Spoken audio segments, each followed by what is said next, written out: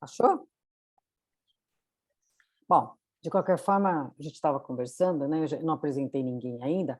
Bom, nós temos aqui bastante pessoas, temos aqui a Newton, que é do Sul, temos o Rodrigo Canguçu, que vai ser um dos nossos palestrantes de hoje, nossos painelistas, o Alexandre Machado de Lima. Alexandre, o seu segundo nome eu ainda não sei como falar, vou tentar, tá? É Banwart, é isso mesmo? É mais simples, é só falar do jeito que está escrito, é Banvart mesmo. Ah, Banvart, tá certo. Então tá bom. Boa Alexandre tarde para Banvart. todos. Muito boa tarde para todos. A doutora Lina Andrieta, que é a nossa primeira secretária, Ana Cristina Olivari, que é membro da comissão, Cecília Freitas também está presente, doutor Orestes também é membro da comissão, doutor Orestes Baquete Júnior, que é um dos nossos painelistas também, doutor Vinícius, temos um colega chamado Robson, e vamos então começar com o nosso evento, tá? Bom, o que é o nosso evento de hoje, tá, pessoal? Ele é um evento muito importante, por quê? Porque nós criamos, há um tempo atrás, ainda na época que não existia a comissão de privacidade, nós criamos este evento com o objetivo de trazer os membros para conversar mais nas reuniões, que naquela ocasião, em 2017, era presencial, né? E as pessoas não vinham, não compareciam, então nós criamos esse circuito de palestras que só participam os membros da comissão, né? Com que objetivo? Para que as pessoas falassem, viessem trazer, contribuir com algo que para si é confortável falar, né? Só que a gente colocou, tinha muitas, a pessoa começou a se animar quando viram que um apresentava, o outro também, e aí nós colocamos um tempo limite, né, para criar um desafio, né, como se fosse um TCC, uma apresentação de um TCC, a apresentação de uma dissertação, né? Então, 15 minutos, aí passa 2 minutinhos, 17, alguma coisa, é o tempo mais do que suficiente, até porque o TED também é assim, para apresentar. Você mesmo. Olha o áudio, tem um áudio ligado. A inquilina ligou, o problema de você estar carregado. Alguém está com o áudio ligado?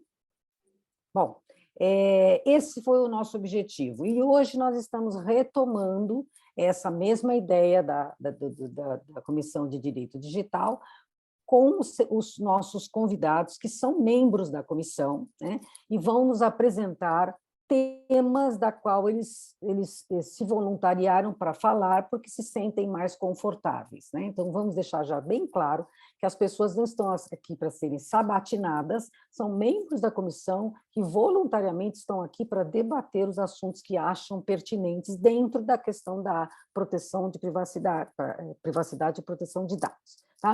Então, nós vamos ter aqui, eu vou fazer até por ordem alfabética, para ficar mais prático, para não ter primeiro, segundo ou terceiro. Então, começando pela Carol, a doutora Carolina Cosati, ela também é membro da comissão, atua já nessa área, e ela hoje vai nos falar por 15 minutos, podendo até passar um minutinho ou dois, né, sobre o impacto da LGPD nas empresas. Tá? E aí, seguindo a ordem, o doutor Orestes, que além de membro da comissão, ele também é o nosso vice-presidente, ele vai falar, doutor Orestes Paquete Júnior, vai falar sobre o impacto da LGPD em condomínio residencial e também no comercial, né? Para a gente não achar que condomínio dá aquela sensação de prédio, de moradia, né? Para a gente tirar, desmistificar um pouco isso. E, por fim, e não menos importante, pela ordem alfabética, o doutor Rodrigo Carvalho e Silva Canguçu de Almeida vai falar sobre o impacto da LGPD nos jogos eletrônicos. Tá? Eu estou aqui apenas para moderar quando vocês terminarem. Eu ia pedir para a doutora Aline, por gentileza, para ela só me dar uma ajudazinha no controle do horário, não para pegar no pé de vocês, tá, pessoal? Mas mais para a gente poder depois debater, tá? Então, vai falar a Carolina, ao terminar, eu posso fazer algum comentário, tá? Depois já passa para o Orestes, depois também faço algum comentário, depois passa para o Rodrigo, e aí a gente abre para as perguntas. Então, eu peço que vocês se tiverem alguma pergunta, já o façam. Por que não vai fazer pergunta um de cada vez? Porque senão a gente pode perder a oportunidade daqueles colegas que ainda não falaram, falarem. Então, vamos deixar que todos falem, e depois a gente faz as nossas perguntas, tá certo? Então, eu vou desligar o meu áudio, vou deixar a minha imagem. Valéria, você desligou seu áudio. Eu vou pedir que todos desliguem os áudios, apenas com o objetivo de que a gente possa, para não haver confusão de palavras, só por isso, tá? Então, Carol e Andressa, não precisa desligar, deixar mudo de todo mundo vai deixar desligado, porque assim, a hora que vocês quiserem, a gente pode aqui deixar mudo. Então, Carol, a palavra é sua, tá? Eu queria apresentar um PowerPoint. Acho que eu tenho que ser... Ou eu te mando? Né? Não, compartilha a Tá. sua tela. Beleza. Ela tem que ser anfitriã para compartilhar a tela? Eu acho que sim. Pronto, já liberei. Pode compartilhar. Tá. Tá. Aí depois Beleza. você passa para ela de novo, tá, Carol? Então, olha, 17h12, Aline, você me ajuda a olhar o horário, por favor?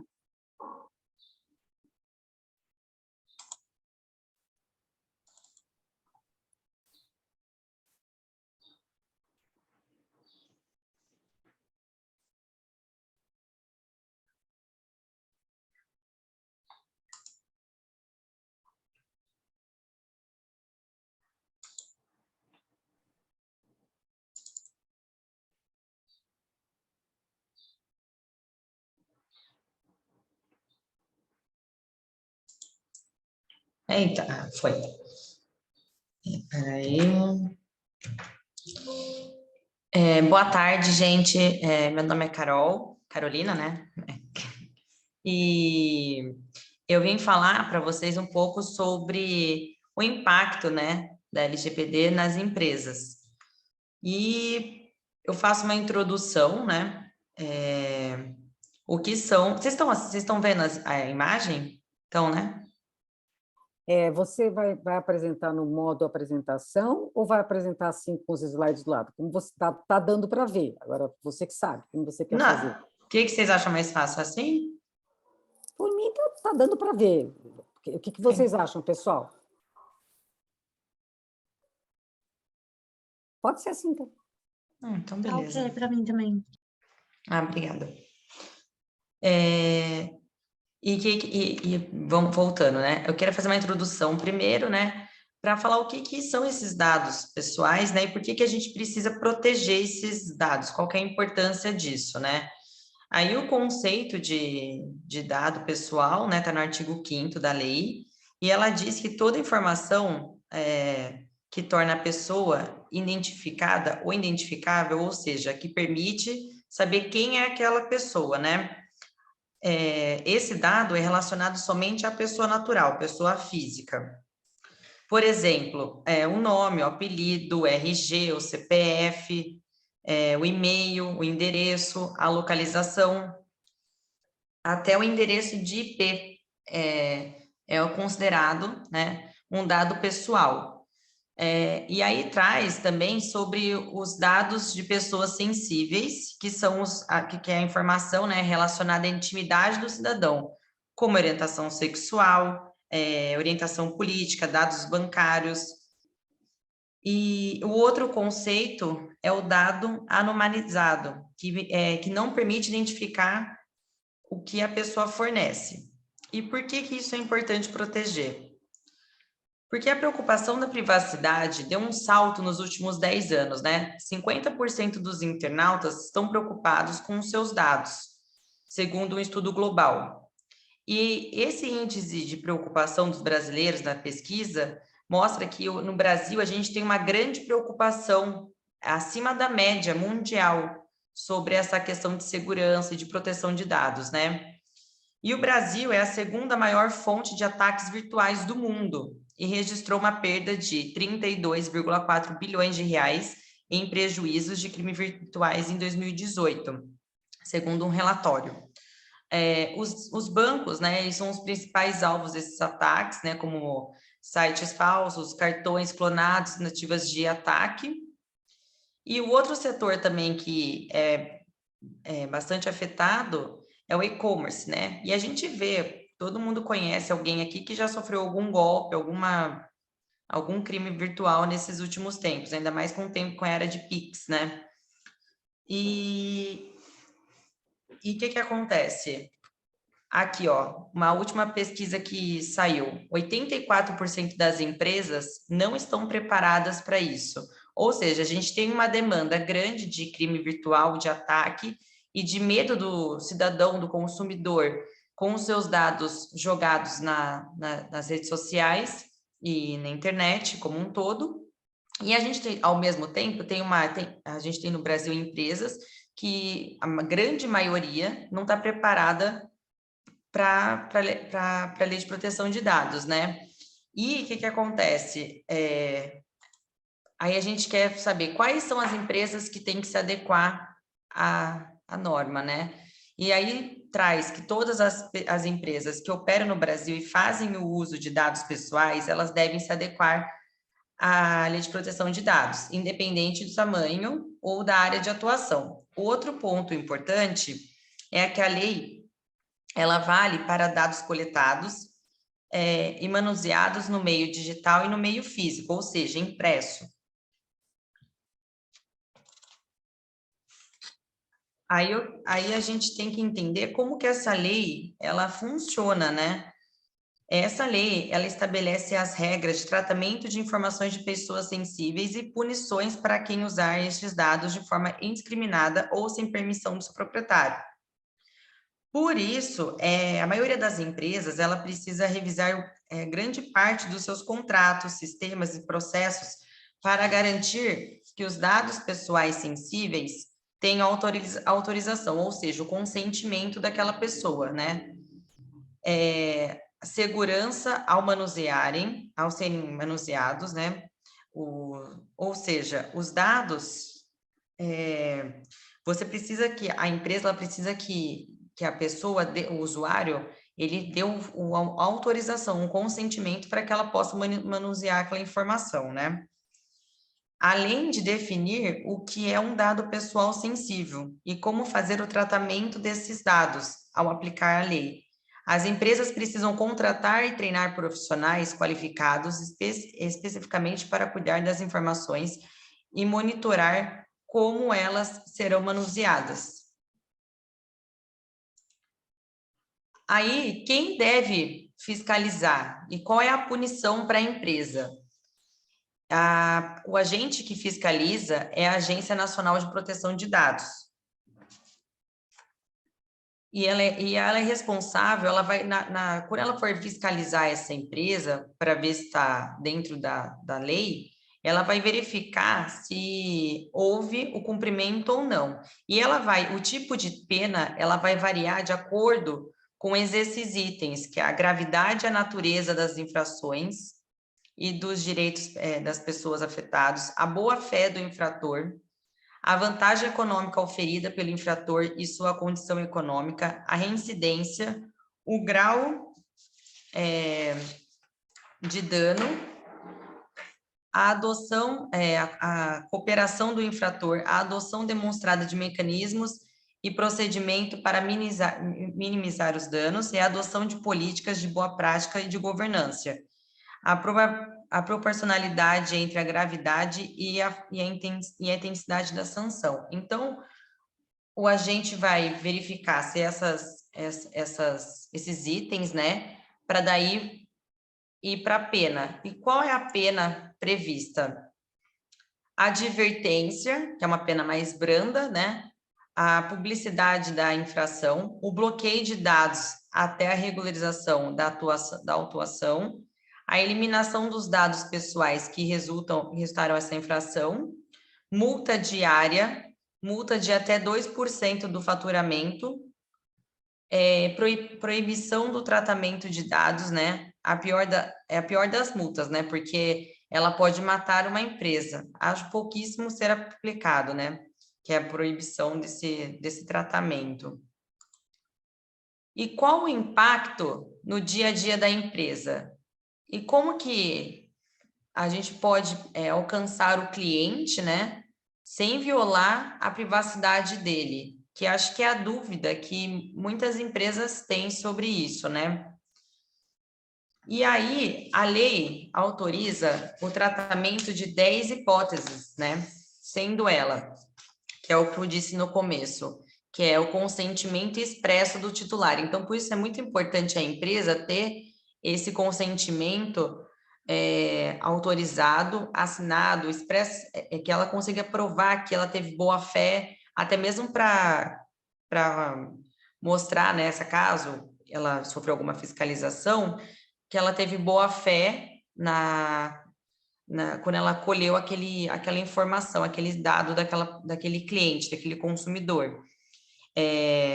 Outro tratamento é o cumprimento da obrigação legal e regulatória, a execução de políticas públicas, a realização de estudos por órgão de pesquisa, a execução ou a criação de contrato, por isso é importante ter um advogado que entenda, né, e que atue nessa área para que ele possa fazer contratos e resguardar a empresa de eventuais penalidades, a proteção da vida, a tutela da saúde, o legítimo interesse e a proteção do crédito.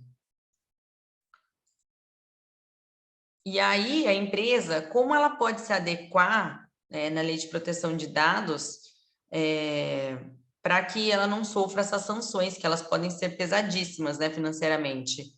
Então, o primeiro ponto assim, que eu destaco é estudar a lei e as demais leis vigentes e aplicáveis que regulamentam um negócio. Então, por isso que é importante ter um advogado ali para fazer essa parte consultiva, né, da empresa, nomear um encarregado pelo tratamento de dados pessoais, mapear os fluxos e processos que envolvam os dados pessoais, mapear os riscos existentes e criar planos e ações, elaborar um relatório de impacto, criar a política de privacidade e adaptar os documentos internos e externos, gerenciar os pedidos dos titulares dos órgãos, treinar toda a equipe que tratam de dados pessoais, criar um plano de governança assertivo e verificar se todos os fornecedores estão adequados, né, à lei de proteção de dados.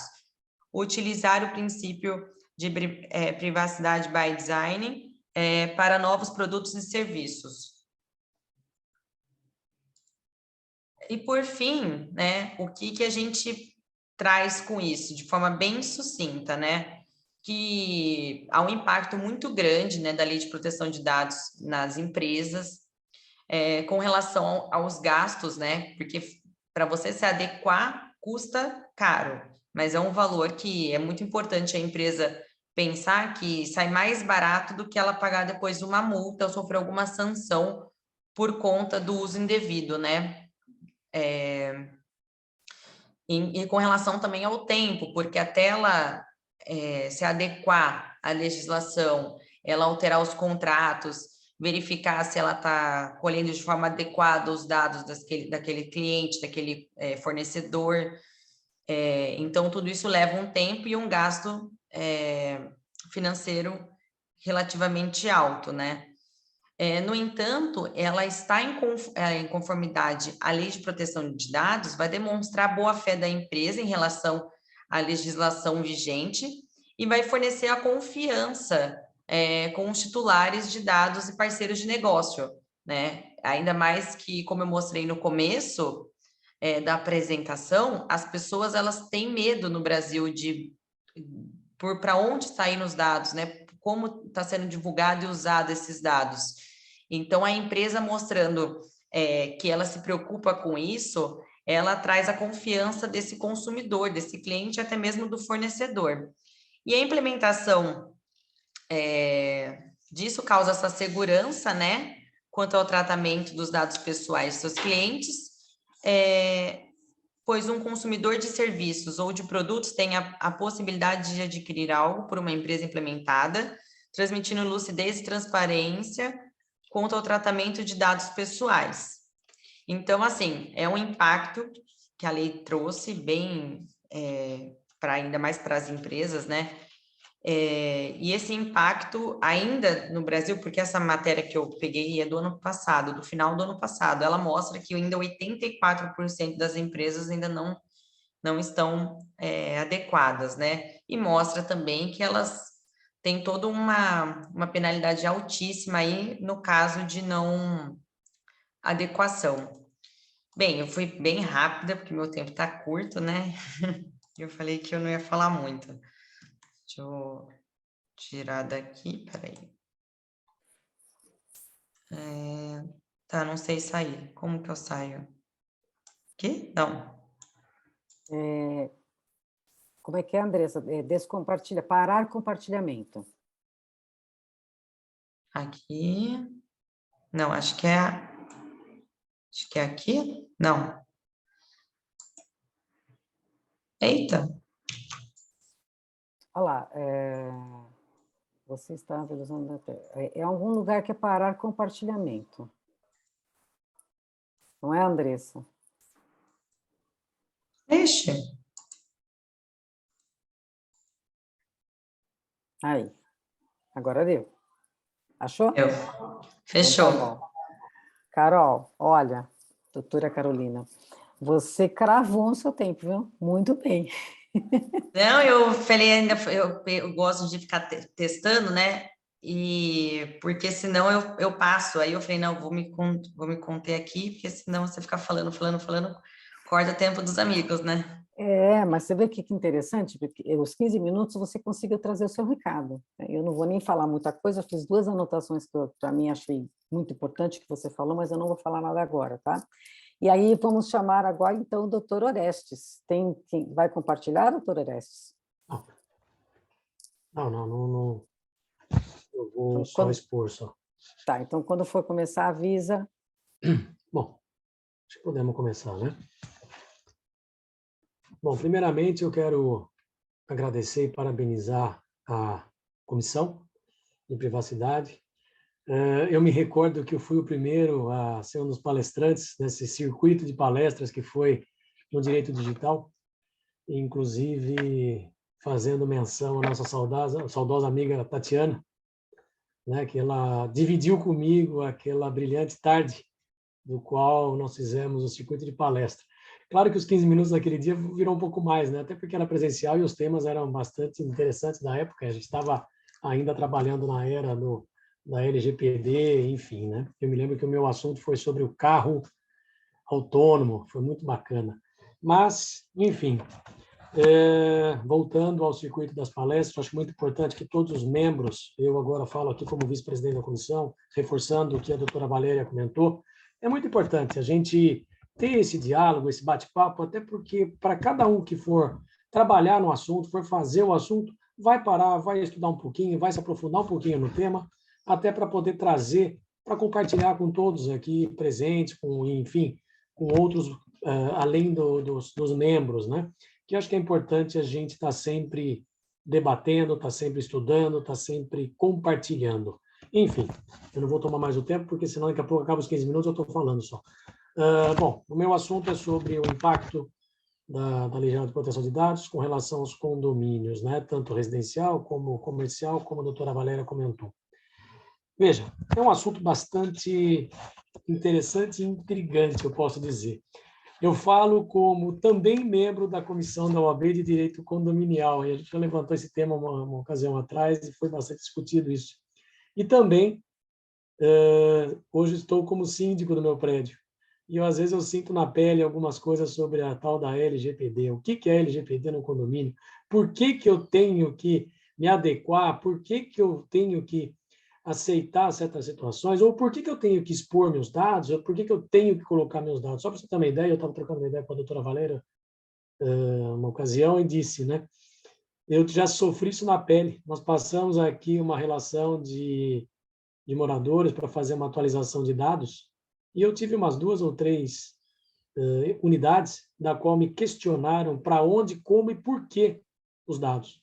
Falei, simples. Primeiro que eu preciso de ter a segurança aqui de quem mora aqui e de quem está aqui, dos seus funcionários, enfim. Mas esse vazar esses dados, como que vai ser feito, por quê, como vai ser, enfim, o que eu observo muitas vezes é que a cada dia o pessoal está mais interessado em querer saber o que é essa tal de LGPD. Em tudo, em tudo. Quem aqui já não foi num condomínio, já não foi num edifício, como a gente diz, para ir num consultório médico, num dentista, e muitas vezes a pessoa vem com aquela câmerazinha e você faz assim, né? Porra, por que eu sou obrigado a fazer isso? Para onde vai minha imagem? Será que aquele olhar meu, a minha biometria, está sendo capturado para quê? Será que depois eles vão inutilizar? Em quanto tempo? E se isso vazar, como fica? Estão obrigados a isso?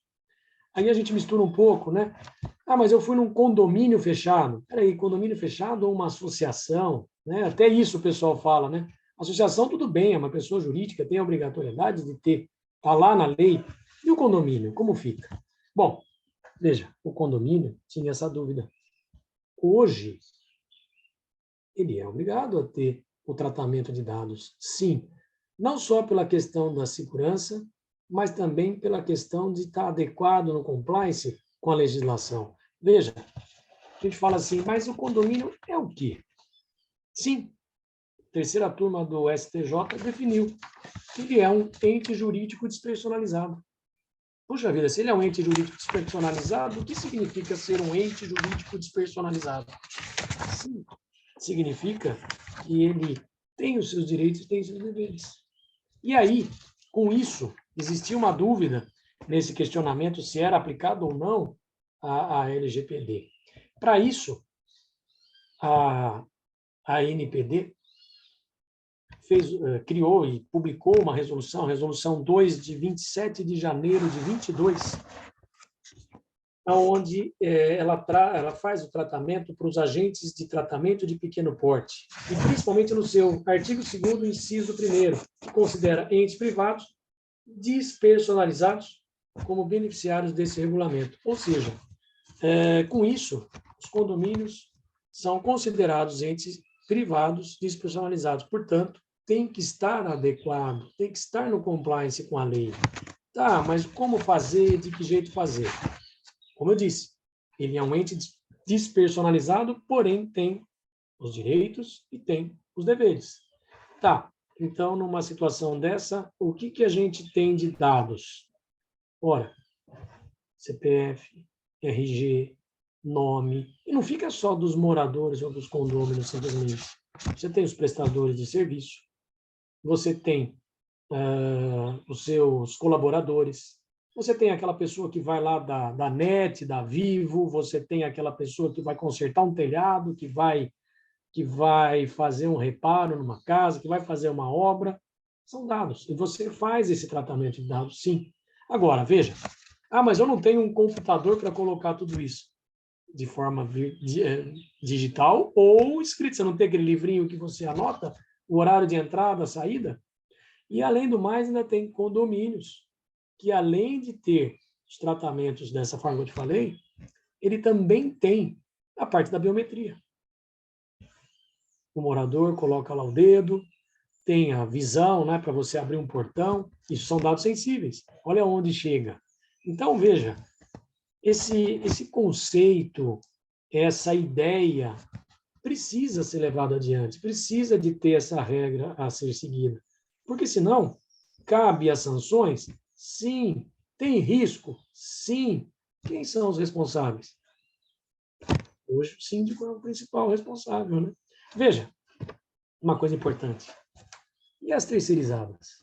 O funcionário que é terceirizado. E a tal portaria virtual? Como fica? Quantas e quantas vezes você precisa de colocar RG, CPF? Isso, quando não, tem que passar o cartãozinho, a sua identidade, num lugar que você nem sabe para onde, que ele volta, tirou uma foto, provavelmente, enfim. E como fica o tratamento desses dados? Então, veja, hoje, pela legislação, os condomínios têm essa obrigatoriedade, sim. Há quem diga que você fala assim, não, mas ele não tem a finalidade econômica, enfim. Gente, Claro que tem. Ele tem de forma legítima, ele coleta dados, de alguma forma. Então, é claro que hoje, aqui a gente está mais para dar uma conversa, dar um toque, eu nem quis expor muito aqui a fundo, inclusive vou ter a honra de poder falar sobre esse tema no nosso livro, né, doutor? Isso vai ser bom. Então, claro, lá vamos aprofundar, vamos fazer um tema, enfim. Mas aqui eu queria deixar um recado importante para todos. Além da finalidade principal, que é segurança, eu entendo aqui como segurança, porque senão vira banalizado, né? Quem entra, quem sai, você não acaba não tendo essa informação. Então, a gente faz, sim, coleta de dados, a gente faz tratamento de dados. E isso hoje, quem pensa que não é necessário, que não precisa pela legislação, precisa sim. Quais as pessoas que têm acesso a esses dados? Qual o meio de segurança utilizado para a proteção dos dados? Por quanto tempo vai ser armazenado esses dados? Como é feito o descarte desses dados? E há compartilhamento com terceiros? Porque eu posso coletar um dado e compartilhar com uma empresa terceirizada? E se tem esse vazamento? Veja, não é porque é vamos dizer, despersonalizado a pessoa do condomínio que não tem essa obrigatoriedade. Trata de dados também. Então, precisa, é necessário. Então, gente, eu acho que o principal ponto que eu trago aqui como uma informação, aqui, é claro, precisa de ter a política de privacidade no condomínio. Tudo. É como uma empresa. A gente precisa de ter. Se não consegue o condomínio por si só, provavelmente vai ter que contratar uma empresa para poder estar adequando o condomínio. Então, eu queria passar esse recado para vocês aqui, que, claro, tem mais coisas aqui, mas hoje, essa nova cultura, que nem diz, é importante que a gente transfira isso para o condomínio, sim. É sério o assunto. E a gente precisa de estar, além de tudo, orientando. Quem aqui mora em condomínio e já não passou isso? Você já conversou com o seu síndico se ele tem essa proteção de dados? Ou ele trata os dados quando ele colhe? Enfim, quando você chega num condomínio, por exemplo, você forneceu os seus dados. Quando você vai embora, você pode exigir que eles apaguem? Ou vai fazer anonimização dos seus dados? Você pode, não pode? Quem aqui já não pensou nisso? Então, veja, eu acho que, acima de tudo, eu não sei como que está meu tempo, mas o importante é a gente não pensar assim, a gente tem que pensar amplo. E quando se fala em condomínio, não é aquele condomínio que a gente só reside ou mora. É condomínio também o comercial, porque faz esse tratamento de dados, faz a coleta de dados. Então, a gente tem que estar sempre ligado nisso. Nós, como advogados, que provavelmente estaremos aí orientando e trabalhando nessa área, vamos pensar um pouco aberto nisso. Como diz a doutora Valéria, sair da caixa, né, doutora? Enfim, eu acho que esse é um dos... Claro que você tem aí os passos depois para seguir, para você poder montar essa adequação da lei. Só que se for passar item por item ou como fazer, nós estamos aqui praticamente fazendo o trabalho já de como adequar ao condomínio. Eu acho que o principal recado é: cabe sim, tem essa obrigatoriedade e é importante esse assunto e não podemos deixar passar. Eu agradeço enormemente aí a comissão, em nome da doutora Valéria, eu também como vice, e deixo o recado para todos os membros que têm essa vontade, esse medo, muitas vezes, de palestrar. Esse aqui é o lugar para isso. É para tirar essa inibição. Aqui, esse é o lugar. Gente, daqui pode sair um grande palestrante, por que não? Então, fica o recado aí. Obrigado, doutora Valéria, e obrigado a todos pela atenção. Obrigado, Orestes. Aliás, comentando, esse circuito de hoje está bombando, hein? Começando pela Carol, que já trouxe aqui um monte de elementos interessantes. Você, Orestes, da última apresentação para cá, está outra pessoa, né? Está outra pessoa que estava amarrado no carro autônomo, hoje já está solto. Já está autônomo, já? Já está autônomo, show de bola. Tem tema bem intrigante, e cada um vocês parecem combinar, estão fazendo um gancho aí. Então, vamos agora o doutor Rodrigo Canguçu, com a palavra, Você agora, com isso, depois a gente passa para a turma aí abrir os microfones e perguntar, conversar, trocar ideia. Como o Orestes falou, ninguém aqui está nem dono da verdade, nós estamos debatendo. Bom, obrigado, doutora Valéria. Boa tarde a todas e a todos. Eu também tive o prazer de participar do circuito de palestras, quando ainda era presencial pela Comissão de Direito Digital e Privacidade, né, antigamente, e foi uma experiência muito enriquecedora, principalmente porque abriu várias portas para vários outros projetos e várias outras oportunidades. Então, deixo aqui também esse meu agradecimento, sempre sou lembrado e convidado por vocês aqui. E eu, dessa vez, eu quis arriscar um pouco e sair um pouco da minha zona de conforto, mas não tanto, e mudar um pouco o enfoque da minha palestra. Então, eu vou abordar a questão da Lei Geral de Proteção de Dados, privacidade de dados, nos jogos eletrônicos. E por que eu resolvi falar sobre esse assunto? Porque, recentemente, eu comecei a estudar muito o tema, muito voltado para a questão de propriedade intelectual, né, softwares, essas questões, e também porque nós, lá na Comissão de Direito Digital, vamos falar sobre educação digital, né? E quando a gente fala de educação digital, a gente fala também sobre educação para as crianças, e eu acho que as crianças hoje são bastante impactadas na questão da privacidade envolvendo jogos eletrônicos. E também porque acho que esse mercado dos jogos eletrônicos é um mercado em franca ascensão e muito pouco ainda explorado aqui no Brasil.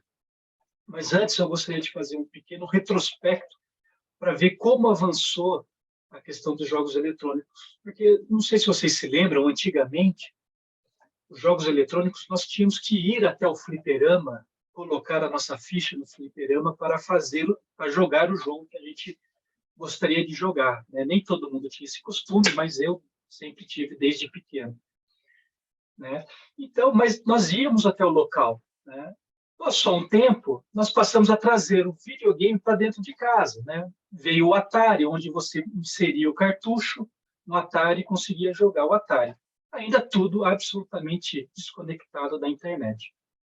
Eis que, com o avanço dos computadores, né, os jogos começaram a rodar nos computadores domésticos. E com o avanço disso, passou a utilizar a conexão da internet. Mas era muito simples antigamente. Por quê? Porque você simplesmente conectava dois computadores para as duas pessoas jogarem juntas e desfrutarem daquele passatempo. Com o avançar um pouco mais, chegamos agora nos tempos atuais. E o que acontece nos tempos atuais? Hoje, você praticamente não consegue fazer como era feito no tempo do Atari, onde era você, seu videogame, o cartucho e a televisão, né? Não tinha nenhuma transferência de informações ali, né? Hoje em dia, os jogos eletrônicos são absolutamente e totalmente vinculados a uma conexão de internet. Ainda que você compre o jogo físico, a partir do momento que você coloca esse jogo físico no seu videogame, automaticamente ele começa a transferir informações para a nuvem e para todos os sistemas da qual eles fazem parte. E ainda estamos caminhando por um cenário ainda muito mais complexo, que são os jogos em realidade virtual, o metaverso, né? Onde essa questão da privacidade e a proteção de dados vai ter que ser muito mais estudada, né? A gente ainda não sabe realmente qual é o impacto que a realidade virtual vai ter nos nossos dados. Tá? Então, você vê que num curto espaço de tempo, se a gente parar para pensar que o Atari surgiu lá na década de 70, mais ou menos, para cá, principalmente na última década dos anos 2000, o avanço foi muito grande, né?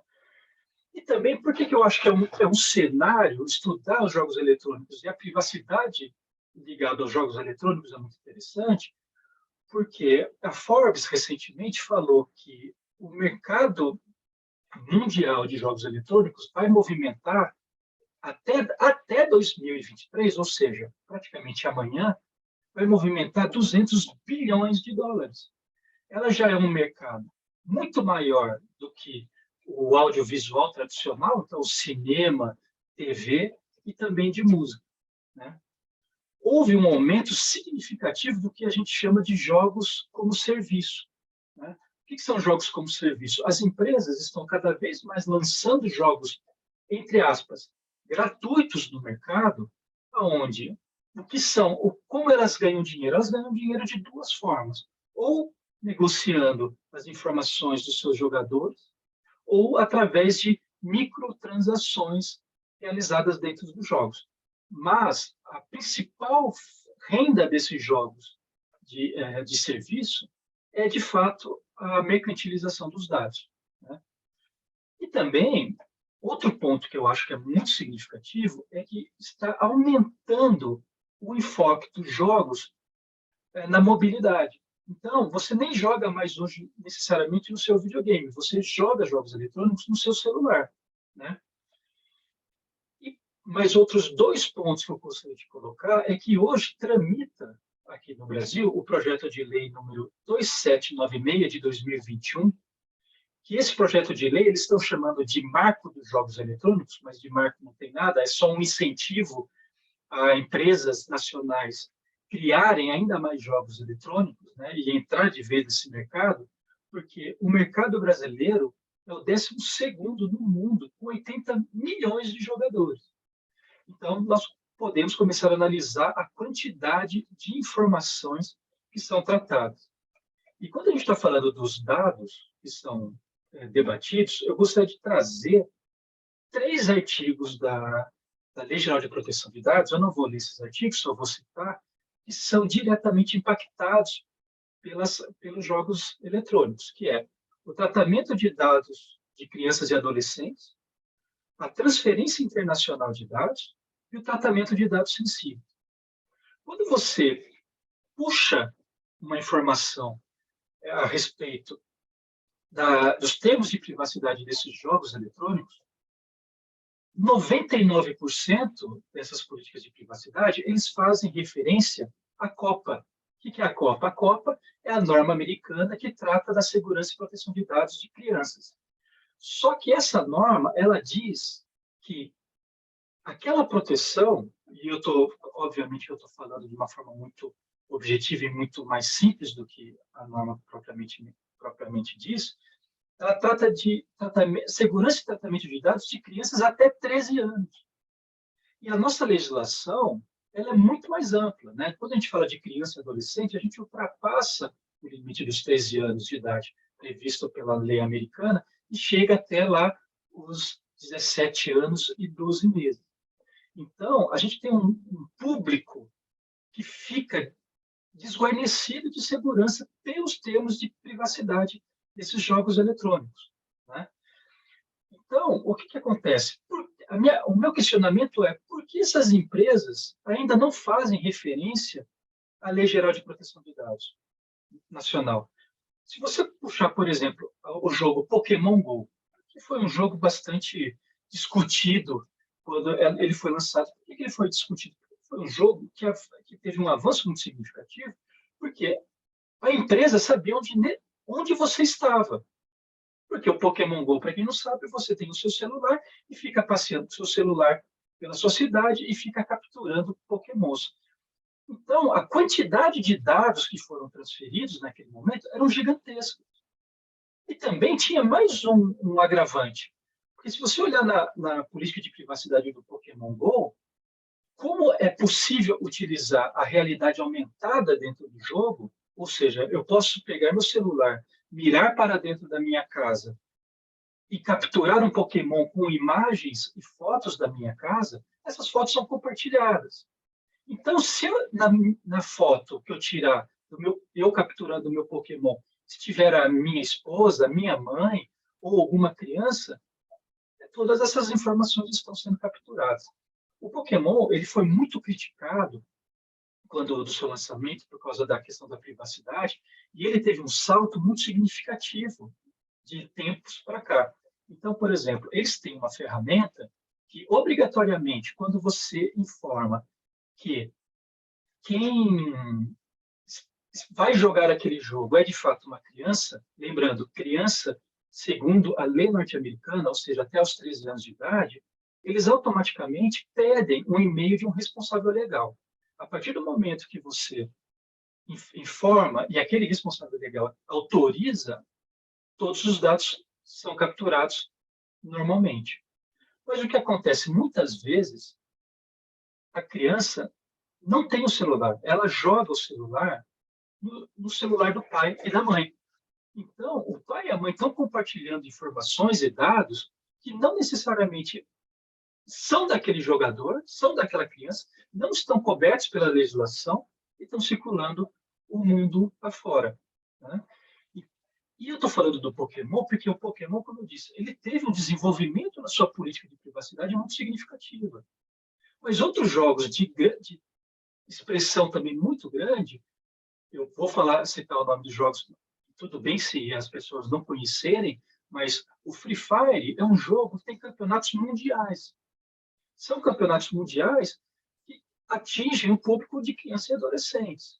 E se você olhar na política de privacidade do Free Fire, eles falam que o armazenamento dos dados acontece em servidores localizados na cidade de Singapura.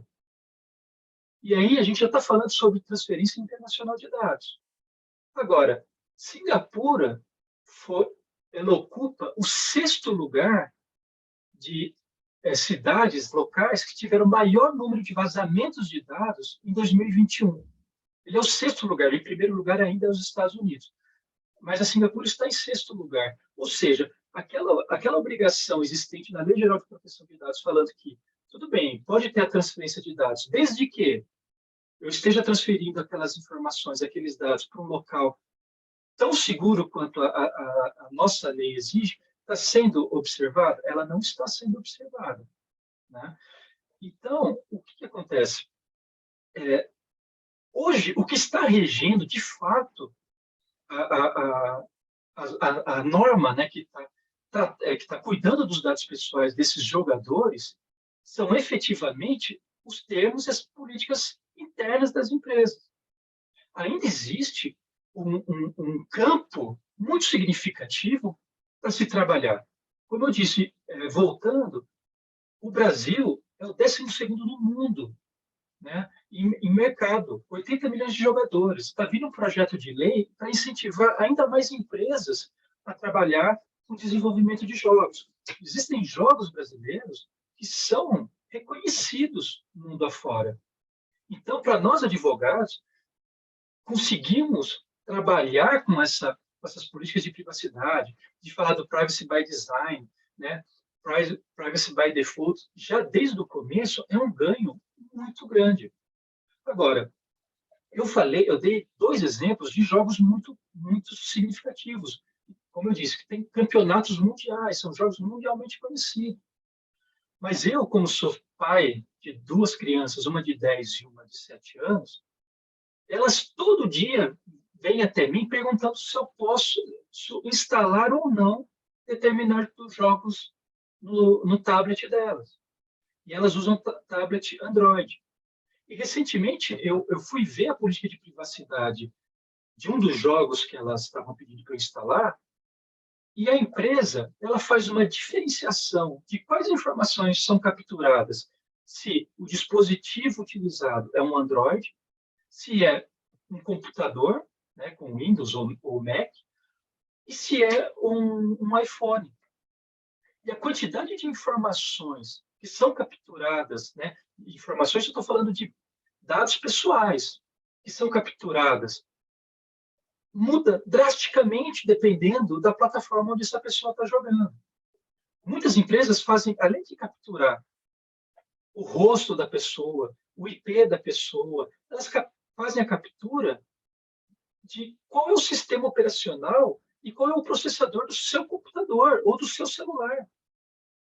Tem uma outra empresa que ela captura e transfere se o jogador é menino ou menina, né? Ou sexo, que é um dado sensível. Precisa saber, faz diferença. Né? Então, o que eu quero dizer, e o meu grande ponto de debate, é justamente isso. Hoje, esse mercado de videogames está muito aquém de legislação. A gente sabe que existe uma legislação, a União Europeia é sempre muito à frente, né, nesses termos de proteção dos dados pessoais. Existem já casos de penalidades que foram aplicadas, mas aqui no Brasil, todos esses jogos estão à disposição de nós e de nossos filhos, nossos netos, enfim, dessas crianças. Elas sequer mencionam a Lei Geral de Proteção de Dados. Elas mencionam, como eu disse, a Copa, eles mencionam a norma da Califórnia e eles mencionam, quando muito, a União Europeia. Mas nós, aqui no Brasil, temos uma lei vigente que trata disso. Será que o que está faltando é o enforcement dessa lei? Será que o que está faltando para essas empresas entenderem que aqui também não é um mercado simples, é tratar de forma mais aberta? Porque eu confesso para vocês, eu fico muito assustado quando eu vejo as informações que são capturadas. Existem jogos eletrônicos hoje que eles misturam o jogo eletrônico e também a atividade física, né? A Nintendo tem um jogo que simula uma academia, que simula um decathlon, né? E isso você é obrigado a inserir o seu peso, a sua altura. São dados que começam a ultrapassar o esperado. Então, retornando para o começo da minha fala, nós estamos saindo de um jogo, de um cenário ultra competitivo de jogos eletrônicos, onde pessoas transmitem campeonatos mundiais, onde dezenas de informações são passadas, para um cenário onde a pessoa vai viver dentro daquele jogo eletrônico, que é o metaverso, que é a realidade virtual. Então, quais são os dados que vão ser capturados ali? Será que não está demorando muito tempo para que venha, de fato, para que seja feita, de fato, uma análise dessas privacidades? Eu sei que, por exemplo, o iOS ela é muito mais criteriosa, né? O iPhone é muito mais criterioso quando uma empresa vai lançar um aplicativo dentro da sua plataforma, dentro da sua loja. Mas o Android não é. Né? O Android não é. Eu já cansei de atender clientes que precisam lançar um aplicativo na Apple Store, no Google Store, que eles precisam preencher um campo de política de privacidade e eles vêm com a política de privacidade genérica para a gente colocar simplesmente para ter lá e o aplicativo poder ser disponibilizado. Então, o que eu quero dizer é o seguinte: além das desenvolvedoras dos jogos de videogame, as plataformas que estão permitindo que os jogos rodem, precisam começar a entender toda a repercussão disso. Né? E tirar foto de uma criança, ou até mesmo de uma pessoa, para ter no avatar, faz sentido? Eu não consigo simplesmente desenhar o meu avatar, colocar um cabelo grisalho, uma barba comprida e um óculos. Eu preciso obrigatoriamente tirar uma foto? Faz sentido? Há muito tempo atrás, não, mas acho que ano passado, ou em 2020, nós tivemos um palestrante falando que quanto mais dados o operador tiver nas suas mãos, é nitroglicerina pura. É problema. Agora, por que eles precisam de tanta informação? Volto a dizer, o mercado de jogos eletrônicos está movimentando 200 bilhões. E estão movimentando como? Eles sabem qual o dispositivo que você usa, quantos anos você tem, qual a sua sexualidade, que país que você mora, e você está de acordo com isso. Ou então você não está de acordo, mas você está deixando seu filho usar o seu dispositivo para jogar o jogo eletrônico dele. Então, o meu objetivo com essa fala é muito mais trazer essa discussão para a tela, debater isso e começar a pensar como que vai ser tratado daqui para frente essas questões. E eu deixo aqui, então, os meus agradecimentos. Desculpa se eu excedi na minha fala, mas é um assunto que eu gosto, né? E estou à disposição, como de costume. Obrigado. Obrigada, doutor Rodrigo. Como eu disse, parece que vocês combinaram, né? Então, esse circuito aqui foi, assim, muito rico, né? Na minha humilde opinião, começando pela doutora Carolina, que fez uma passagem, uma viagem pela LGPD glamurosa, inclusive ela fez uns destaques interessantes sobre, então, como adequar, né? E trouxe alguns apontamentos que, na minha opinião, são importantes na hora de colocar em prática.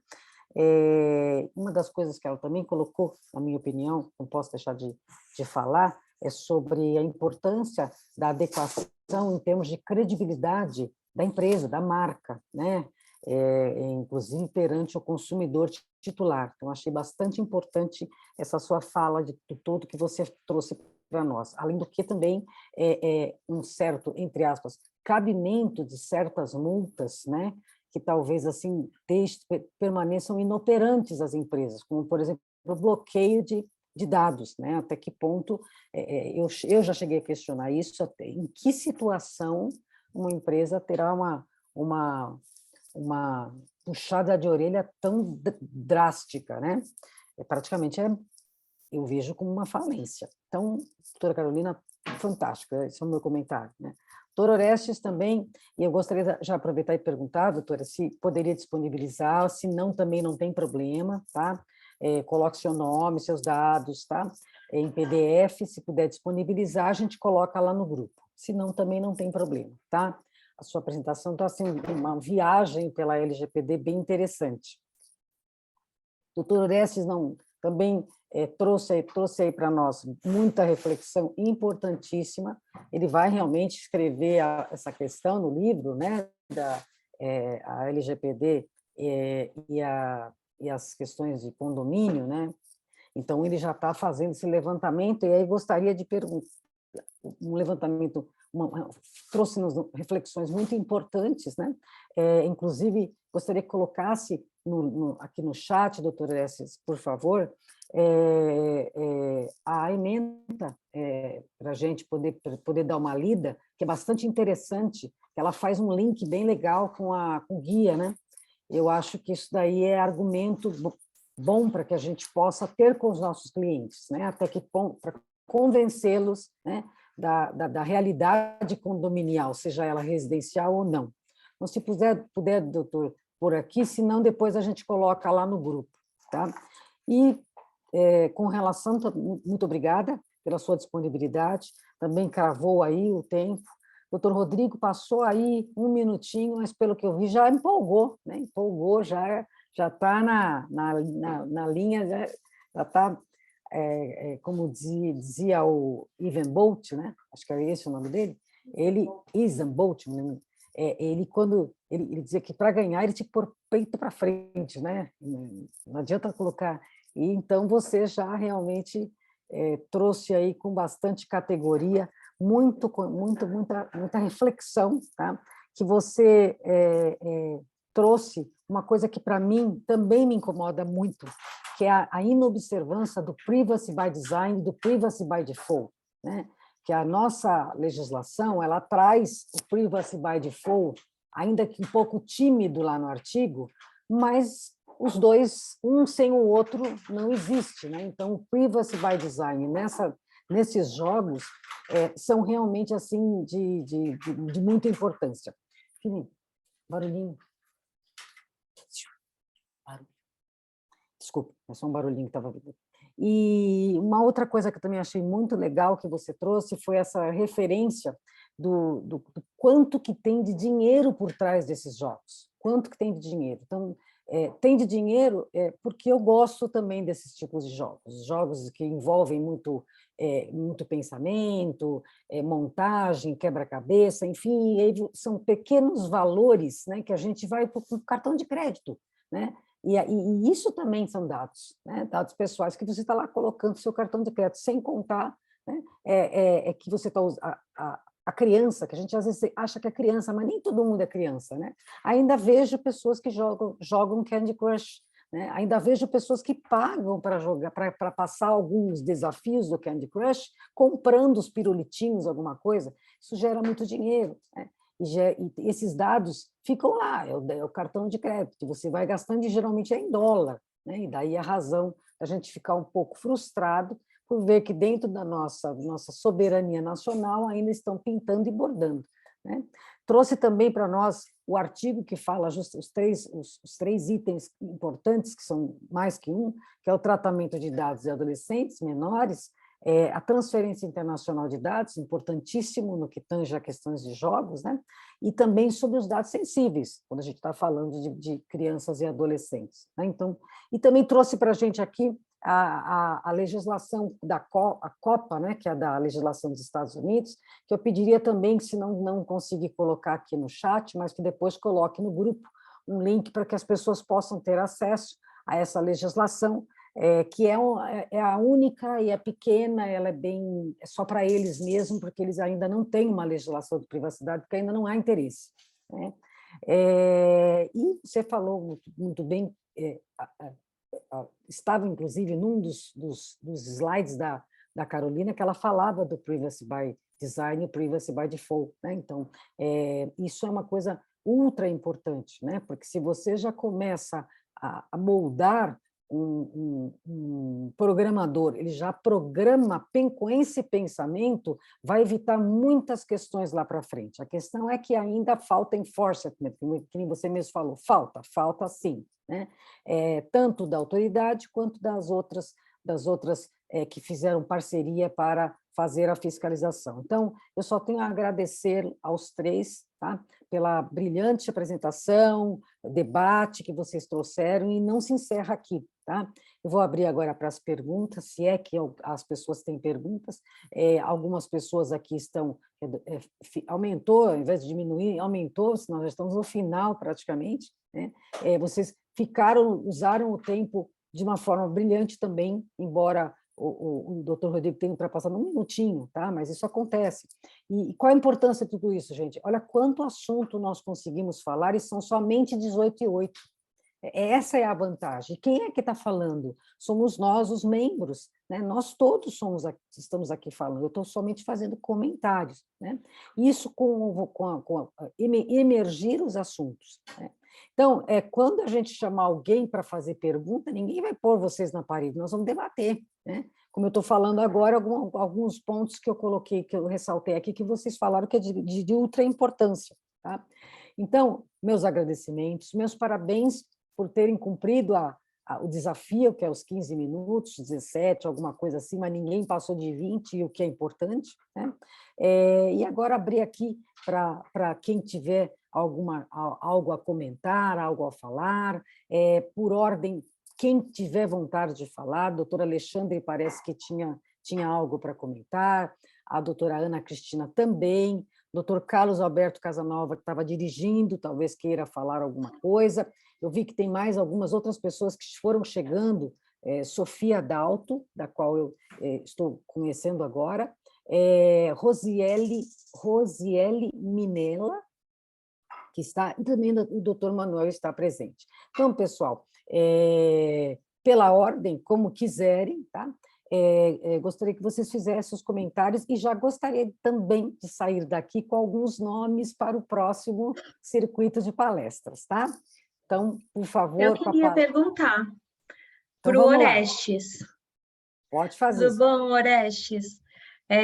Acho legal essa questão de ser síndico aí, enfrentar esses desafios. Eu vivo questionando o síndico, tanto do prédio onde eu tenho apartamento, como aqui onde eu moro, sobre essas questões de LGPD, mas assim, eu sou uma vozinha no meio do nada, então eu também não crio muita polêmica.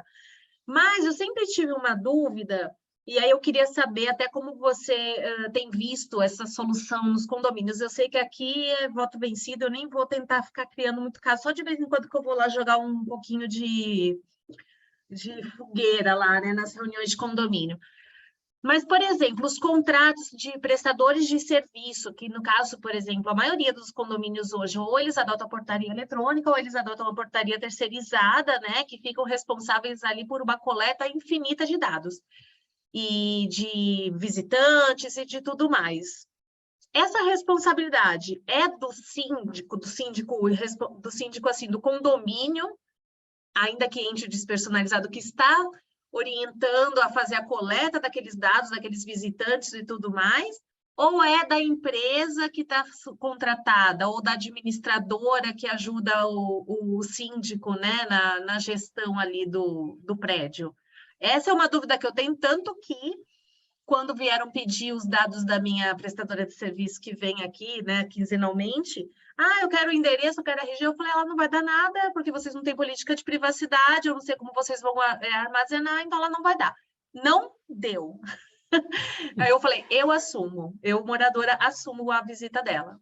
Mas assim, para falar bem a verdade, eu briguei, soltei a bomba ninja, ninguém soube me responder e eu deixei por isso. Veja, Cecília, realmente é uma boa colocação, um ponto, que isso, inclusive, eu também já questionei até com outros colegas aí, síndicos, né, sobre esse tema. Claro, quando você coloca e você faz um contrato com uma terceirizada ou com qualquer outro prestador de serviço, da mesma forma que você precisa adequar a legislação, a LGPD, você também precisa de você ter essa adequação e você saber também qual empresa, que tipo de política que tem essa empresa, porque, querendo ou não, apesar de eles estarem coletando os dados, são os dados do condomínio do qual você também é responsável.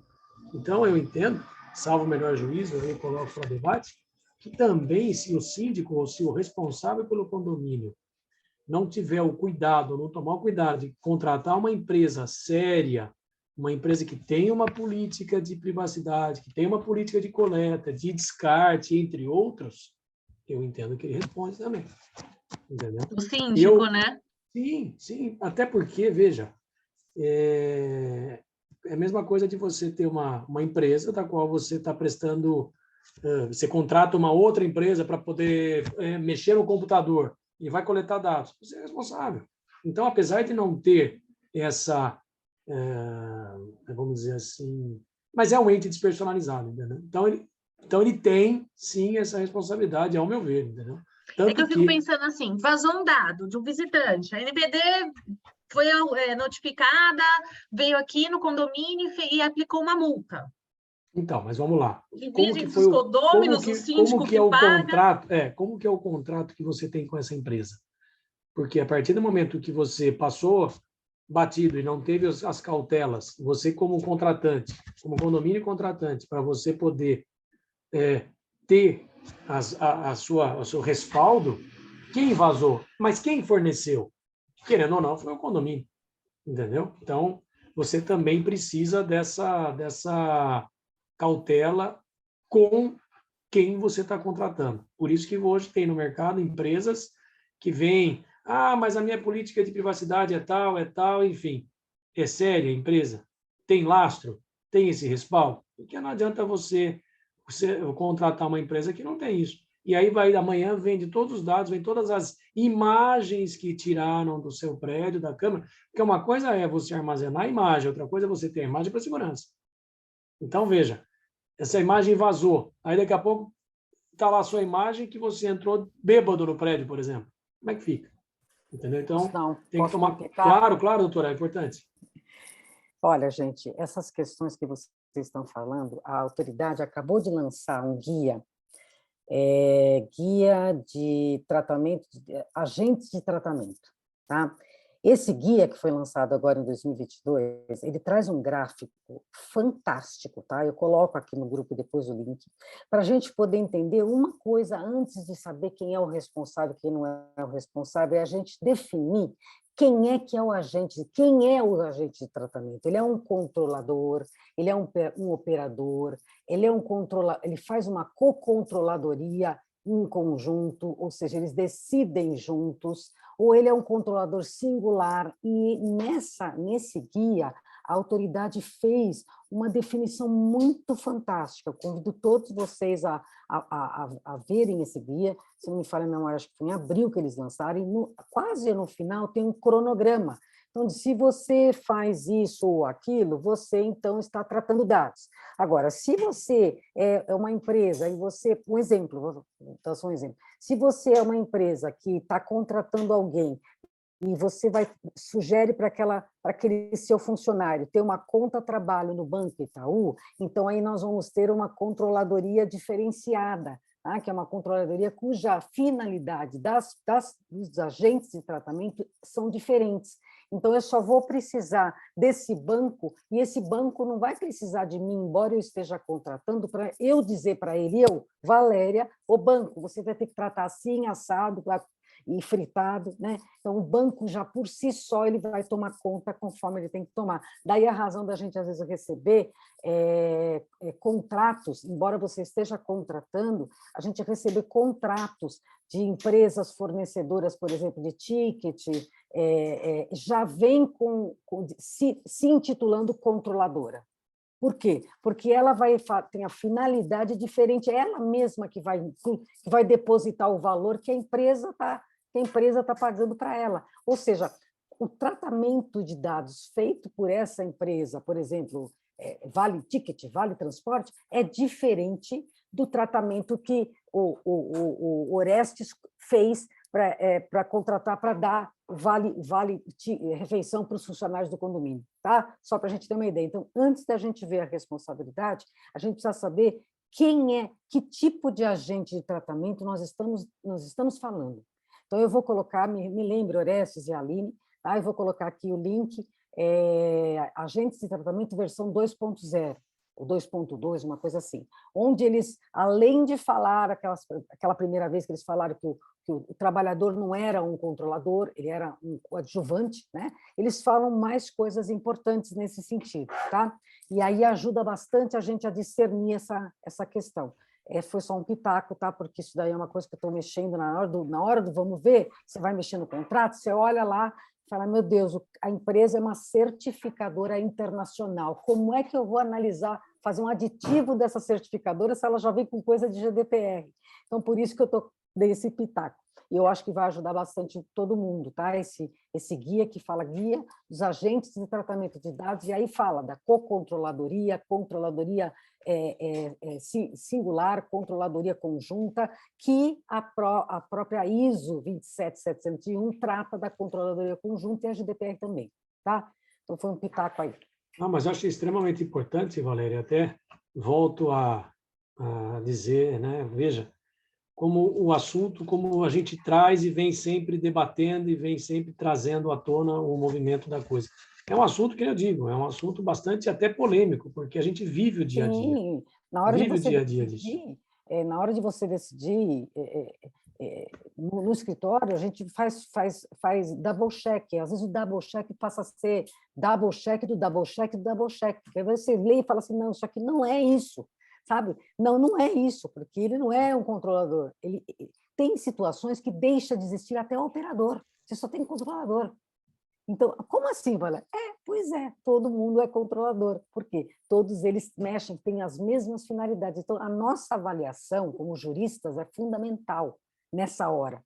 Então, não é simplesmente fazer um aditivo de contrato, não, tá? A nossa função nessa hora, a função jurídica, ela é fundamental, sim, tá? Agora, na hora de fazer um formulário para preencher lá, como é que vai ser, se ele vai ser digital ou não, aí sim a gente vai ter que chamar os nossos colegas multidisciplinares, tá? Então, depois eu coloco, não vou colocar aqui, mas eu coloco lá no grupo, e dá para baixar, tá? Facilmente dá para baixar, tá no site da autoridade.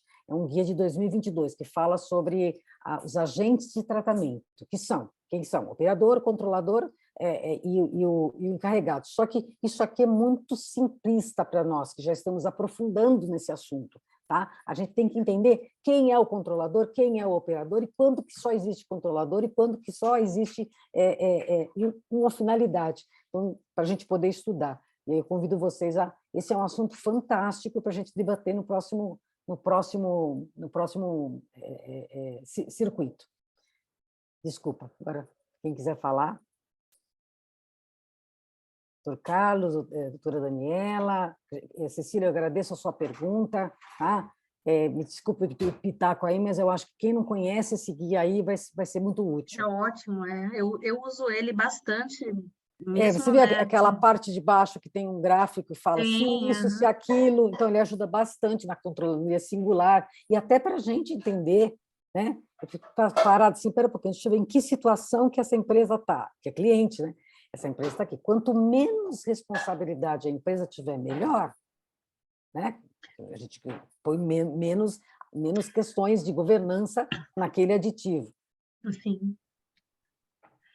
Eu estou dando espaço para as outras pessoas perguntarem, senão eu também falaria, né? Faria um comentário aqui sobre a exposição do Dr. Rodrigo. Falar.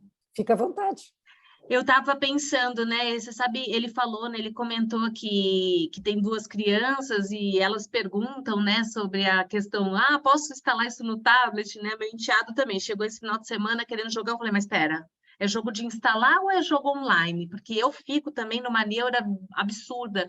E eu penso, né? Eu sempre questionei essas questões das políticas dos jogos. Eu acho que o nosso caminho, mais, né? Do que convencer as pessoas sobre a questão do privacy by design, que nos meus clientes eu consigo, né, principalmente porque a maioria usa aplicativos nos próprios serviços que eles oferecem, então eu tenho ajudado e orientado desde do desenvolvimento do termo de uso essa questão da privacidade, mas eu penso que essa questão dos jogos, principalmente que a maioria não tem jogo brasileiro, né, vai ser algo a ser regulamentado mesmo pela NPD, como fizeram com o caso do WhatsApp, que aí sim conseguiram fazer uma mudança efetiva na política de uso do WhatsApp para se adequar à LGPD, né? Então, esses jogos, eles também vão precisar sofrer uma sacudida da nossa autoridade para mostrar, peraí, a gente tem lei aqui, nós temos o Estatuto da Criança e do Adolescente, nós temos uma Constituição Federal também, que tem que ser respeitado.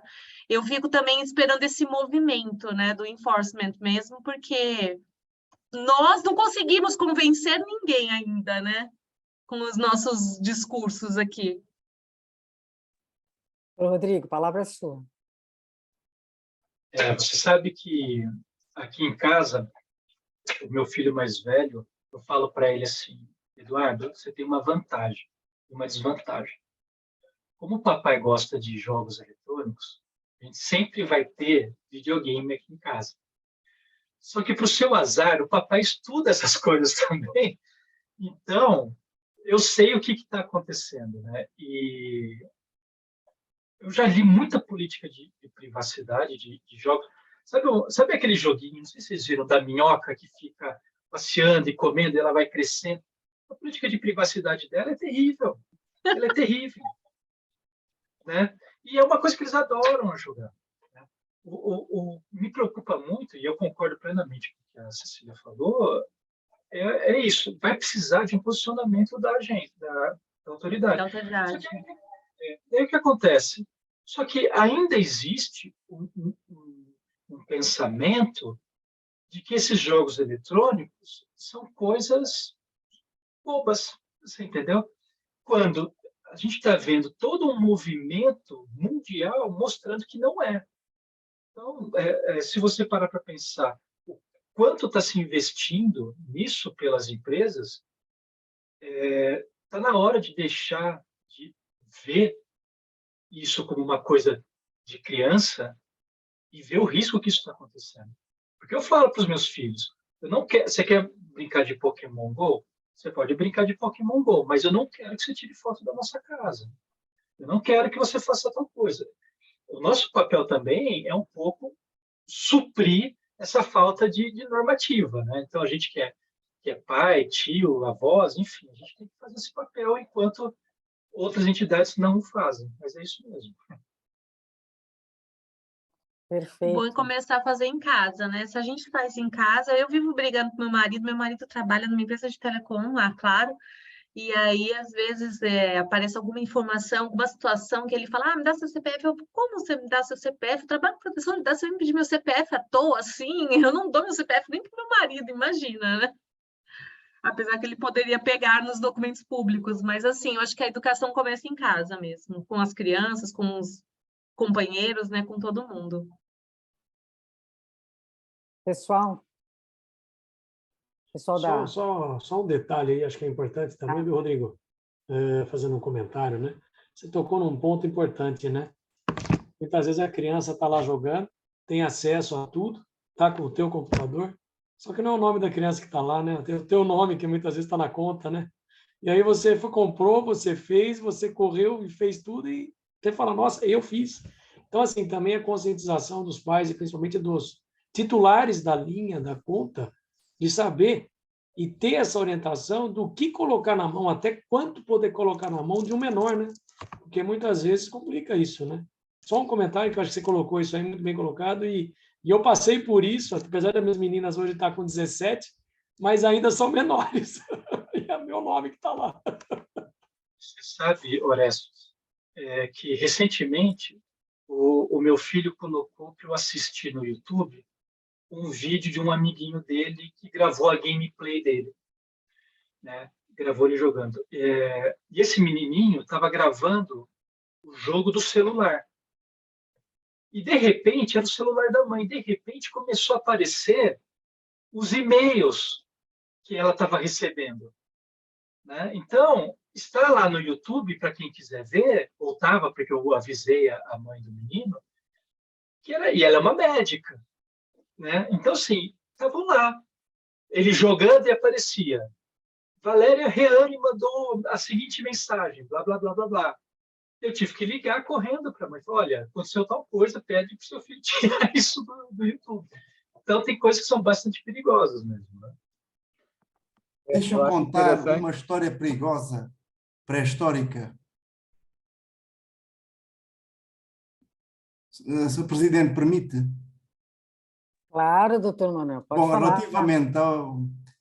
Eu aprendi bastante porque são setores que eu nunca trabalhei. Mas estava lembrando um caso aí, em Minas Gerais, aí há uns 15 anos. Isto aqui é pré-história. Num condomínio, um dos condóminos vai no livro de registro do condomínio e diz que o condómino tal, do apartamento tal, praticava sexo muito ruidosamente. E deixa no livro de registro. Ok. Aí se dá assim, dá assim algum problema, ou há quem notasse, ele entra na justiça para mandar apagar do livro de registros. Ganhou a justiça. Questão de privacidade, honra e tal. No entanto, a sentença foi publicada em texto integral. Online. É porque aí, espero que já tenha mudado, a lógica da justiça, o princípio da transparência, publicidade, tudo, né? Aí publicavam as sentenças todas por inteiro. Por cá, dos últimos 40 anos, a dizer o autor A, réu B, banco X, não aparece. Não é necessário. Na publicação online. E atenção que já não estamos em digitalização, mas sempre de datificação. É pesquisável. Isso quer dizer que conseguiu... deve ser a sentença mais contraproducente que jamais... Conseguiu ficar-se apagado do livro de registro de condomínio, mas quando alguém pesquisasse o nome dele, aí no motor, aparecia como alguém se queixou, mas não tinha razão. Eu praticaria sexo. Professor Manuel, foi tão contraproducente. Não seria tão interessante. Foi tão contraproducente. Como o Rodrigo contou a história lá da médica, eu já tinha lembrado desta, de um Brasil, seria um Brasil pré-histórico, ou seja, pré-histórico é dizer século XX ainda. Sim. Foi tão contraproducente que 15 anos já passou e o senhor está lembrando, né, professor? 15 anos passou e nós estamos lembrando. Muito pré-proteção de dados. Aliás, o problema que se põe e que eu tenho trabalhado é da proteção de dados dentro da justiça. Mas isso é outra história. Essa é uma questão interessante. Até esses dias atrás eu estava lendo um artigo, acho que foi semana passada ou retrasada, de uma situação em que se discutia que dados que, a princípio, não são sensíveis, como eles podem se transformar em dados pessoais sensíveis. E a história era mais ou menos a seguinte: eu tentei encontrar esse artigo, até estava pesquisando aqui agora, não consegui. Mas era mais ou menos o seguinte: uma pessoa recebeu um contato de uma empresa da área de saúde querendo vender um produto ou serviço dela. E ela ficou abismada porque ela falou, mas como é que você tem o meu e-mail e o meu telefone? Enfim, como é que você entrou em contato comigo? Né?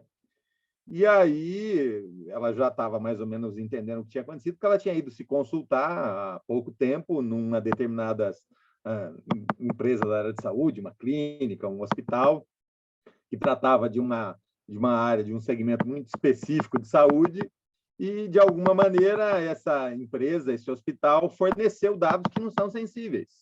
Telefone e e-mail. Não são dados sensíveis, certo? Mas se foi essa empresa, se foi esse hospital que trata disso, que forneceu esse dado dessa pessoa, e esse hospital é de um nicho muito específico, o que acontece? Imediatamente se sabe que aquela pessoa, muito provavelmente, tem aquele tipo de problema. E, a partir daí, isso é um dado sensível. E essa é uma discussão a ser feita. Em quais situações dados que a lei não trata como dados sensíveis se transformam em dados sensíveis pelo contexto pelo qual eles foram obtidos. Alexandre, e eu creio que a gente vai começar a encontrar isso de uma maneira cada vez mais frequente. Você trouxe um assunto bem interessante. Nós tivemos uma palestra há um tempo atrás, acho que foi no final do ano passado, com a doutora Kate Mulholland, o nome dela é meio difícil de pronunciar, em que ela justamente fala... Holland, né? Mulholland, e ela justamente veio trazer para nós sobre dados sensíveis, até que ponto o legislador, até que ponto foi bom, foi positivo ele ter colocado o rol de dados sensíveis como taxativo, né? E não exemplificativo. Eu lembro que naquela ocasião eu perguntei a ela, falei, bom, se não é taxativo, como você colocaria? Né? Ela comentou algo no sentido de que, então, seria algo taxativo, porém com um parágrafo único, um parágrafo, alguma coisa que o legislador traria que, com o passar do tempo, com a evolução, poderiam vir a surgir outros dados comprovadamente, aí o legislador teria escrito. E aí entraria nisso que você está falando agora, né? Até que ponto um dado que não é sensível poderia passar a ser. Isso pode acontecer? Vai ser transformado pela jurisprudência, vai ser inevitável que isso aconteça. Sim, não vai, foi exatamente o que ela falou. A LGPD foi feita antes que houvesse a nossa alteração constitucional. A partir do momento que houve a alteração constitucional, você vai ter algo muito mais significativo sendo protegido, e a partir daí vai se discutir essas questões de qualificação ou classificação. E aí você falou uma coisa muito certa, não cabe ao legislador também cercear tudo. A jurisprudência, com o caso concreto, sim, vai criar, né? Vai criar atalhos para que a gente possa ter uma solução, ou até mesmo o uso de decisões internacionais, que está previsto dentro do nosso ordenamento jurídico, né? Obrigada pela sua participação, Alexandre. Mais alguém, pessoal, para fazer algum comentário? O debate está muito bacana. Que aí a gente tira uma fotografia antes que o pessoal comece a ir embora. Daqui a pouco já estão indo embora porque vai dar aula. Vamos tirar uma fotografia, Alessandra ou Carol, por favor, antes que o pessoal comece a ir embora? Vocês topam uma fotografia? Pode abrir a câmera?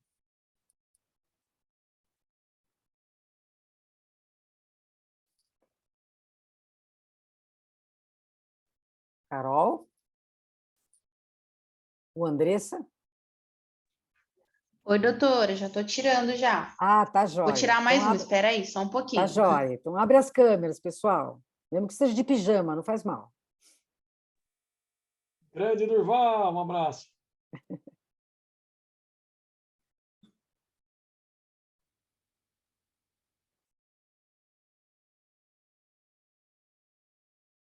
Pronto?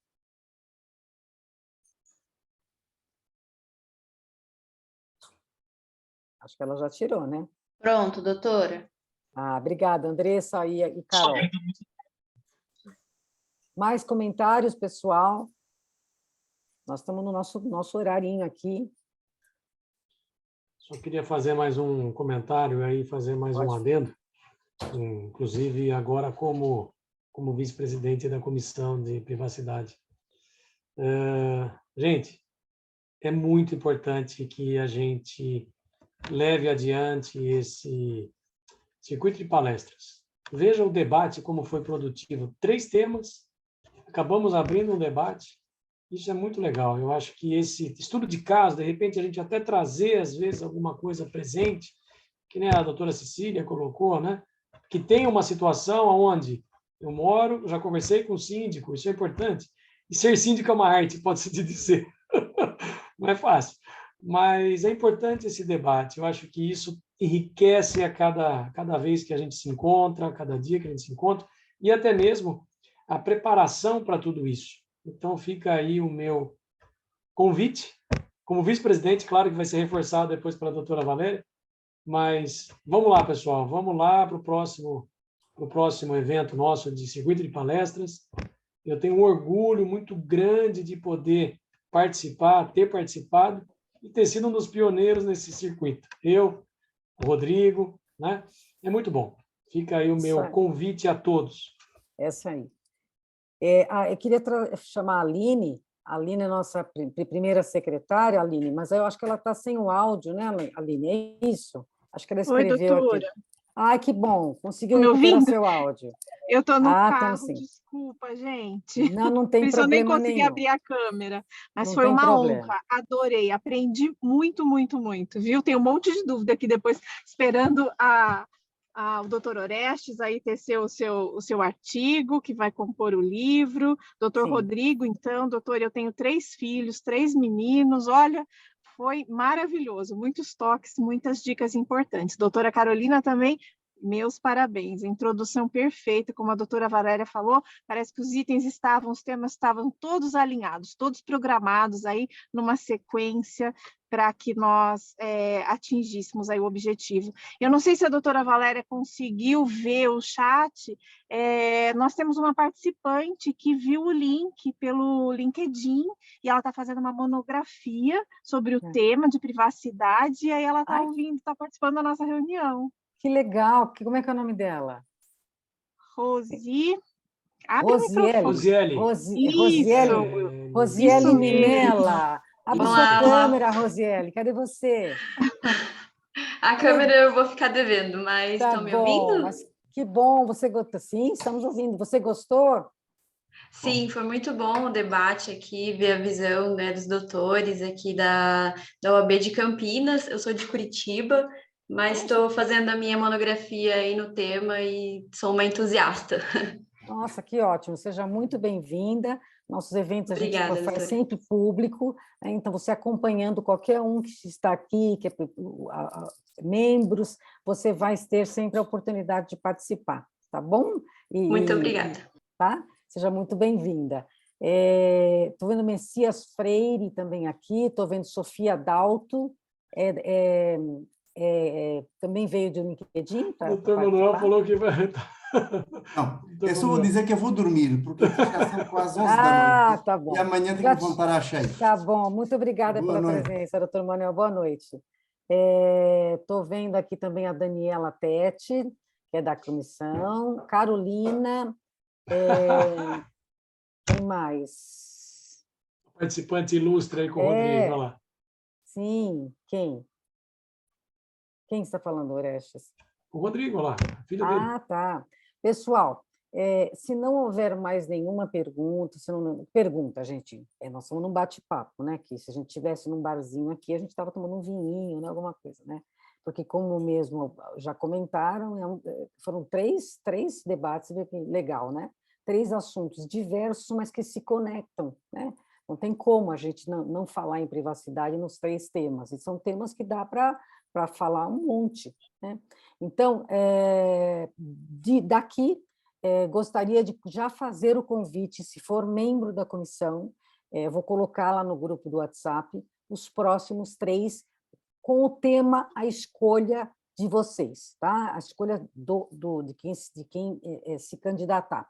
Então, eu me sinto confortável em falar em tal tema. Você vai falar daquele tema lá, aqueles 15 minutos, como vocês viram a importância de serem 15 minutos, que além de a gente debater vários assuntos, a gente dá oportunidade para vários membros da comissão estarem aqui presentes e serem aí as nossas estrelas da noite. Se não houver mais nenhuma pergunta, então aí eu já vou dar por encerrado, e é só pedir para o doutor Carlos, que é o presidente da Comissão de Direito Digital, se ele tem alguma palavra, ele estava dirigindo, não sei nem se ele ainda está. Doutora, ele estava sem microfone, estava com problema no microfone dele, então e acabou saindo. Então, tá bom. Bem, então, pessoal, eu agradeço a todos que estavam presentes, eu tentei citar o nome de todos, nós chegamos aqui num evento que foi criado no finalzinho aqui a 21 pessoas, se não me falha a memória, sabe? Então, eu acho, assim, muito importante, reiterando o que o Orestes falou, e eu também falando, é um convite que a gente faz para que os membros venham participar.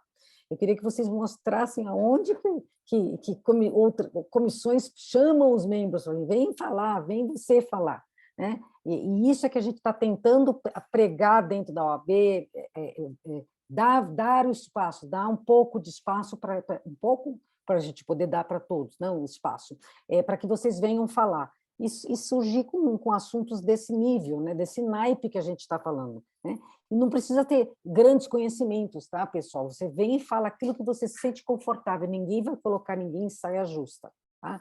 E eu agradeço, doutor Orestes, por aceitar o voluntário, que eu cheguei, ó, pessoal, vocês que já fizeram, o Rodrigo, né, e o Orestes, vocês têm que fazer para mostrar para o pessoal como é, para eles perderem o medo, porque agora vocês já estão falantes, né? Naquela época estava todo mundo envergonhado. Então, agradeço ao doutor Orestes por aceitar o convite, ele escolheu o tema dele, o doutor Rodrigo por aceitar o convite também, ele que escolheu o tema dele, e a doutora Carolina Cosati, né, também aceitou prontamente e trouxe o tema que ela gostaria de falar.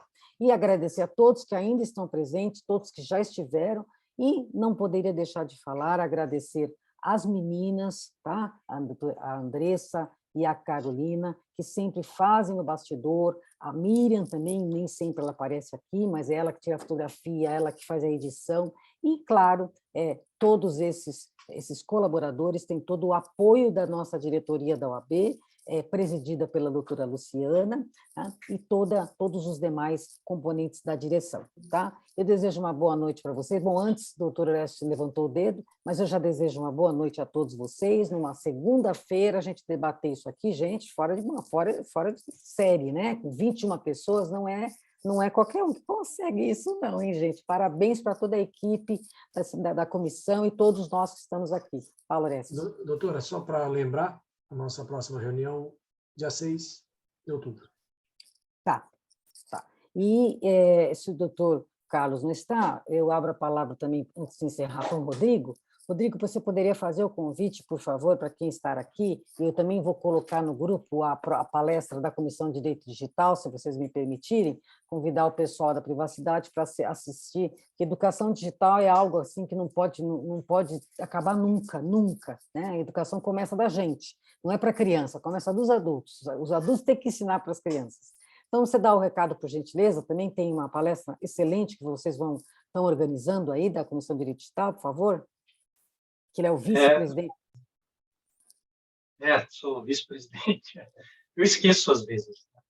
Mas nós vamos ter uma palestra muito interessante no dia 30, eu estou lendo a minha cola aqui, no dia 30/9, às 17 horas, que é o papel da família e da escola na educação digital de crianças e adolescentes.